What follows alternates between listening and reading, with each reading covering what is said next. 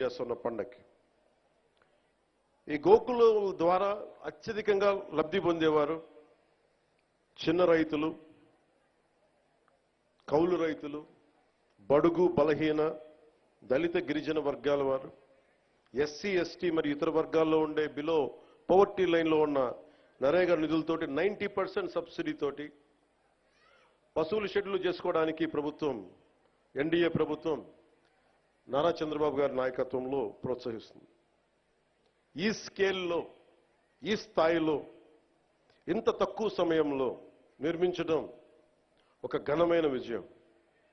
గత ప్రభుత్వం స్కాముల్లో రికార్డులు సృష్టిస్తే ఈ ప్రభుత్వం ఒక పల్లె పండుగ ద్వారా, ఒక గోకులాల ద్వారా, సకాలానికి జీతాలు అందించడం ద్వారా, పెన్షన్లు పెంచడం ద్వారా ఇది మనం అలాంటి అభివృద్ధి పనులతో రికార్డు సాధిస్తున్నాం. ఇందాక చూసాం, మనం ఏడీబీ రోడ్డు చూసాం. దాదాపు 2-3 నియోజకవర్గాలకు పనికొచ్చే 30 కిలోమీటర్ల రోడ్డు 5 సంవత్సరాలు దాన్ని వదిలేశారు. ఈరోజు వచ్చిన దాంట్లో మొత్తం కూర్చోబెడితే మొత్తం దాదాపు అక్కడ 2-3 ప్యాచ్లు తప్ప రోడ్డు ఆల్మోస్ట్ అయిపోతా పరిస్థితిలో ఉంది. ఆగస్టుకి అయిపోద్ది రోడ్డు, వచ్చే ఆగస్టుకి. అంటే ఇది ఎందుకు చేస్తున్నామంటే, ఎందుకు చెప్తున్నానంటే, అంటే నిజంగా కమిటెడ్గా ఉంటే డబ్బులు, పనిచేసే చోట డబ్బులు వస్తాయి. కష్టే ఫలి అంటాం. మనకి శ్రమ ఉన్న చోట పెట్టుబడి వస్తాయి. ఈ రోజున మేము కోరుకుంటుంది గోకులాల ద్వారా మేము ఒకటే కోరుకుంటా ఉన్నాం. మహిళలు గుజరాత్ని స్ఫూర్తిగా తీసుకొని 60,000 కోట్ల రూపాయలు వ్యాపారం చేస్తూ ఉన్నారు. ఇక్కడ కూడా ఆ విధంగా మహిళలు భాగస్వామ్యమై ఇది ఒక రకమైన ఎంటర్‌ప్రెన్యూర్‌షిప్ అవ్వాలి. ఈ రంగం ఒక ఆత్మనిర్భర భారత్, ఎవ్వరి మీద ఆధారపడని భారతదేశంలో భాగంగా ఈ మహిళలకు కానీ, చిన్న రైతాంగానికి కానీ, పాడి పరిశ్రమ చేసే రైతాంగానికి కానీ ఇది లబ్ధిగా ఉంటుందని తెలియజేస్తా ఉన్నాను. ఆంధ్రప్రదేశ్లో మన డైరీ కోఆపరేషన్ సొసైటీలు చాలా తక్కువ. దీనిని 10% ఉన్నాయి, దీన్ని విస్తరించాలి అని నిర్ణయించింది. దాంట్లో నరేగా ఫండ్స్ తోటి ఈ రోజున మనం దీన్ని ప్రారంభించడం చేశాం.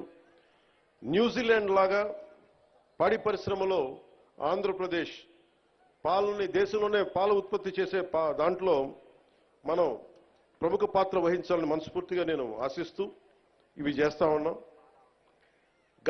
గత ప్రభుత్వం డైరీల్ని నిర్వీర్యం చేసి గుత్తాధిపత్యం తెచ్చుకోవడానికి ప్రయత్నం చేశారు. అమూల్ వచ్చిందని చేసిన హడావిడి ఏమైపోయింది? ఒక అమూల్ కేంద్రమైన ఏర్పాటైందా? అందుకని ఇవన్నీ వదిలేసి రైతుల ఆదాయం రెట్టింపై అవ్వాలనే దీర్ఘకాలిక ఉద్దేశంతో ఈ గోకులాల పథకం రెండో దశ క్షీర విప్లవం దశగా అడుగులు వేస్తా ఉన్నాం. మహాత్మా గాంధీ జాతీయ ఉపాధి హామీ పథకం కింద మీకు ఈ కింద విషయాలు తెలియజేస్తుంది. దాదాపు 58 లక్షల కుటుంబాలకు చెందిన 97 లక్షల పైచిలకు ఉపాధి కూలీలు ఈ పథకంలో పనిచేస్తా ఉన్నారు. ఈ ఆర్థిక సంవత్సరంలో 5,193 కోట్ల రూపాయలు ఉపాధి కూలీలకి చెల్లించాం. ఇంకా ఏదైనా బాకీ ఉంది అంటే 2 కోట్ల మటుకే ఉంది. అంటే 5,193 కోట్ల రూపాయలు చెల్లించాం ఉపాధి కూలీలకి. ఈ పథకం కింద కూలీలకి పని కల్పించడంతో పాటు సుస్థిర ఆస్తుల్ని కల్పిస్తా ఉన్నాం. చట్టంలో చెప్పిన విధంగా ఆగస్టు 23వ తేదీన గతంలో ఎన్నడూ లేని విధంగా రాష్ట్ర వ్యాప్తంగా ఒకే రోజు 13,326 గ్రామ పంచాయతీలో గ్రామ సభలు ఏర్పాటు చేశాం. ప్రపంచ రికార్డు సృష్టించాం. ఈ గ్రామ సభల ద్వారా 4,500 కోట్ల విలువ గల పనులకి అనుమతి తీసుకున్నాం. మన ప్రభుత్వం సుస్థిర ఆస్తుల కల్పన, గ్రామీణ మౌలిక సదుపాయాల అభివృద్ధి కట్టుబడి ఉంది. వాటిలో భాగంగా 22,500 గోకులాలు, 3,500 కిలోమీటర్ల సీసీ రోడ్లని మనం మంజూరు చేశాం. పల్లె పండుగ వారోత్సవాల్లో భాగంగా అక్టోబర్ 14 నుంచి 20 వరకు మంత్రులు, ఎమ్మెల్యేలు, ప్రజాప్రతినిధులు అందరూ కలిసి అభివృద్ధి పనులు భూమి పూజ చేశాం. ఈ 3 నెలల్లోనే మనం 12,500 గోకులాలు పూర్తి చేశాం. ఈ షెడ్లను పూర్తి చేయడం వల్ల దాదాపు 50,000 పశువులు ఆరోగ్యకరమైన వాతావరణంలో ఉంటాయి. దీనివల్ల ఈ పరిశుభ్రమైన వాతావరణం వల్ల ప్రతి రైతుకి నెలకి 2 లీటర్లు పెరిగితే ప్రతి రైతుకి నెలకి అదనంగా ఇంకొక 10 నుంచి 12 వేల అదనపు ఆదాయాన్ని పొందుతారు. ఈ నెలాఖరికి మొత్తం 22,000 పైచిలకు గోకులాల పనులు పూర్తవుతాయి. ఈ ఆర్థిక సంవత్సరంలో 38,986 చిన్న సన్నకారు రైతులకు చెందిన 63,385 ఎకరాల్లో పండ్ల తోటల పెంపకాన్ని పనులు చేపట్టాం. మరి ఈ ఆర్థిక సంవత్సరంలో 1,00,000 ఫామ్ పాండ్స్ నిర్మించడానికి ఒక ప్రణాళికతోటి ఒక ప్లానింగ్తో ముందుకెళ్తా ఉన్నాం. వ్యవసాయం అనుబంధ పనులపై దృష్టి సారించాం. అందులో భాగంగా వ్యవసాయ చెరువులు కానీ, పశువుల షెడ్లు కానీ, పండ్ల తోటల పెంపకం కానీ, భూసార సంరక్షణ, కందకాలు మొదలైన పనులు చేపడతా ఉన్నాం. గ్రామ పంచాయతీ వారీగా ఈ 6 నెలల్లో సాధ్యమయ్యే మరియు చేయదగిన వ్యవసాయ అనుబంధ పనులన్నిటికీ ప్రణాళికలు తయారు చేసి సిద్ధంగా ఉంచుకున్నాం. ఫీల్డ్ అసిస్టెంట్స్కి వారి సామర్థ్యాన్ని పెంచడానికి ప్రతి జిల్లాలో శిక్షణా కార్యక్రమాలు మొదలుపెట్టాం. ఫీల్డ్ అసిస్టెంట్స్కి కావాల్సిన లక్ష్యాలకి అందుకోవాల్సిన లక్ష్యాలు సంబంధించిన పనులు కానీ అందుబాటులో ఉంచాం. 6 నెలల్లో పనులు పూర్తి చేయడానికి ప్రణాళికలు సిద్ధం చేశాం.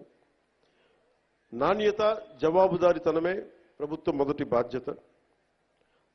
సగటు కూలీ రేటు మెరుగుపరచడానికి, నకిలీ మస్టర్లు లేకుండా చేయడానికి రాష్ట్ర స్థాయి మరియు జిల్లా స్థాయిలో వేతన పర్యవేక్షణ కమిటీలని ఏర్పాటు చేశాం. ఈ పథకంకు నిజంగా స్ఫూర్తితో తీసుకెళ్ళడానికి తప్పులు జరగకుండా ఒక ఫ్లయింగ్ స్క్వాడ్ను కూడా ఏర్పాటు చేసుకున్నాం.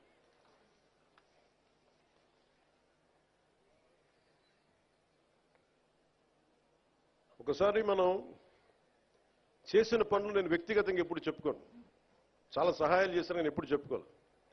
కానీ పాలిటిక్స్కి వచ్చేటప్పటికి మనం ఏమి చేయాలో చెప్పడం చాలా అవసరం. లేదంటే గత ప్రభుత్వంలో గాల్లో మొత్తం నైవేద్యాలు పెట్టి మనకు వడ్డించినట్టు చూపించారు. అలా కాకుండా నిజంగా సంక్రాంతి తాలూకు స్ఫూర్తి అవన్నీ మేము చేయడానికి ముందుకు తీసుకెళ్తా ఉన్నాం. అంటే ఇంత చేశాం అనుక్షణం, ఎందుకంటే మనకి ప్రతి 3 నెలలకి అభివృద్ధి ఏంటని చెప్పాలి కదా. దాంట్లో భాగంగానే మనస్ఫూర్తిగా ఇంత అభివృద్ధి సాధించాం. ఈ రోజున నిన్న చాలా కలిసివేసింది నాకు. అంటే ఎందుకు చెప్తున్నాను ఇదంటే, జవాబుదారీతనం. నేను ఓట్లు అడిగినప్పుడు మిమ్మల్ని నేను అకౌంటబిలిటీ చూపిస్తానని చెప్పాను. జవాబుదారీతనం, ప్రతిదానికి బాధ్యత తీసుకుంటామని. నిన్న తిరుమలలో జరిగిన సంఘటన, అది మన తొలి సంక్రాంతి పండగ ముందు జరగడం చాలా బాధ కలిగించింది. వైకుంఠ ఏకాదశి రోజున 6 నిండు ప్రాణాలు కోల్పోవడం బాధ కలిగించింది. 39 మంది గాయపడ్డారు. మనసు చాలా క్షోభించింది. పండగల వాతావరణం, పండగలు చేసుకునే తక్కువ, కానీ సంక్రాంతి నాకు ఎదురు చూసేది మన గోమాతల్ని పూజ చేయడానికి. కనుమ రోజు ఎదురు చూస్తాను నేను, మరి పూజ చేయడానికి కోసం ఎదురు చూస్తూ ఉంటాను. అలాంటి పరిస్థితుల్లో ఈ సంఘటన జరగటం, చాలా ఉత్సాహంగా జరుపుకునే పండుగ నాకు వ్యక్తిగతంగా, ఈ గోమాత కోసం చేసే పండుగలు కాబట్టి నాకు నేను చాలా బాధ కలిగింది. నేను వెళ్ళి పరామర్శించవచ్చు, వచ్చేయచ్చు. మీరందరూ ఎన్డీఏకి, చంద్రబాబు గారి నాయకత్వంలో మీరు నమ్మి ఓట్లు వేశారు. బాధ్యత వచ్చినప్పుడు ఎవరి మీద నెట్టలేదు. మీ వల్ల జరిగింది, మా వల్ల జరిగింది అని. తప్పు ఎవరి వల్ల జరిగినా మేమందరం ప్రభుత్వంలో భాగస్వామ్యం కాబట్టి మనస్ఫూర్తిగా నిన్న దేశాన్ని క్షమాపణలు అడిగాను జరిగిన తప్పుకి. ఇది దేనికి క్షమాపణలు అడగాలి అంటే, collective responsibility. Leadership is all about collective responsibility. పంచాయతీరాజ్లో తప్పులు జరిగితే అది మా అందరి సమిష్టి బాధ్యత. నా దగ్గర నుంచి ఆఖరిగా ఉండే మన గ్రామాల్లో ఉండే వరకు, ఫీల్డ్ అసిస్టెంట్ వరకు తప్పుది. ఎవరు తప్పు చేసినా బాధ్యత తీసుకోవాలి. ఈ సంక్రాంతి సీజన్ మనకి రాబోతున్నది. కొంత మనసు కావాలి. కొంత ఏం మాట్లాడితే ఒకటి నేను చెప్పాను, ఇవన్నీ చేశాను. కానీ ప్రతిసారి నిన్న ముఖ్యంగా యువతకి నా విన్నపం, నా విజ్ఞాపన, ఎక్కడ ఎలా స్పందించాలి అనేది మీరు చాలా ఆలోచించాలి. చావు సమయంలో కూడా, ప్రమాదమైన సమయాల్లో కూడా నేను వస్తే సినిమా పేర్లు కానీ, కేరింతలు కానీ, ఒకళ్ళు చావుకి వెళ్ళాం మనం, ఒకళ్ళు దెబ్బలు తిన్నారు, చనిపోయారు. ఇలాంటి సమయంలో కూడా మనం కూర్చొని కేరింతలు అరుపులతో ఉంటే భావ్యమా లేదా అనేది ప్రతి ఒక్కరు ఆలోచించాలి. పోలీసుకి కొన్నిసార్లు సహకరించాలి మీరు. అంటే ఎవరి బాధ్యత కనుక వాళ్ళు సభ్యంగా నిర్వర్తిస్తే ఒత్తిడి తగ్గుద్ది. నేను చూడండి, తిరుపతిలో ప్రతి ఒక్క వ్యక్తి కనుక వాడి బాధ్యత నిర్వర్తించుంటే సరిగ్గా ఇంతమంది మంత్రులు వెళ్లాల్సిన పరిస్థితి ఉండేది కాదు, ముఖ్యమంత్రి రావాల్సిన పరిస్థితి ఉండేది కాదు, నేను వెళ్లాల్సిన పరిస్థితి ఉండేది కాదు, ఎంటైర్ క్యాబినెట్ ఉండాల్సిన పరిస్థితి ఉండేది కాదు. దానికి అదనంగా పోలీసులందరికీ ఒత్తిడి, డిఎస్పీలకి, ఎస్పీలకి అందరికీ ఒత్తిడి. అంటే ఒక్క చిన్నపాటి ఏరియాలో ఒకళ్ళు చేసిన తప్పుకి మొత్తం సమిష్టిగా జిల్లా పోలీస్ యంత్రాంగం, ఎస్పీ గారితో సహా దాన్ని ఫలితం అనిపించాల్సి వచ్చింది. నాకు ప్రత్యక్షంగా దానికి సంబంధం లేకపోయినా నేను దాంట్లో ప్రభుత్వంలో బాధ్యత కాబట్టి సనాతన ధర్మాన్ని పాటించే హిందువులందరినీ నేను క్షమాపణ అడిగాను.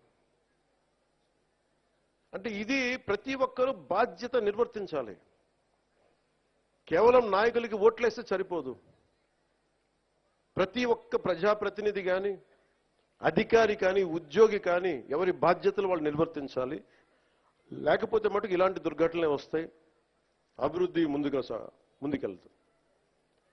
అలాగే గత ప్రభుత్వంలో అలవాటైపోయి కొంతమంది, ప్రత్యేకించి కొంతమంది అధికారులకి పనిచేయడం మానేశారు, నిర్లక్ష్యంగా ఉండటం ఉన్నారు.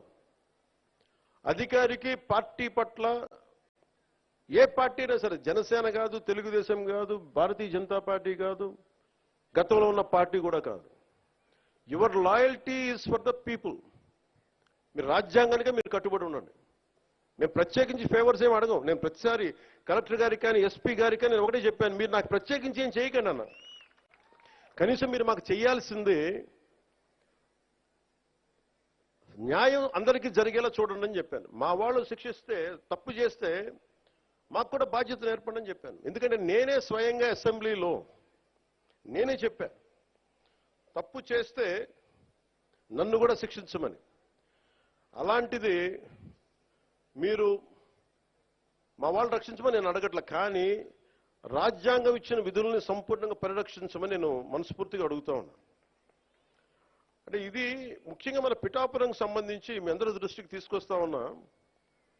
నేను మొన్నదాకా జిల్లాలు తిరుగుతాను, ప్రతి జిల్లా కేంద్రాలకు వెళ్తాను, మనకున్న 26 జిల్లాలకు వెళ్తాను అనుకున్నాను.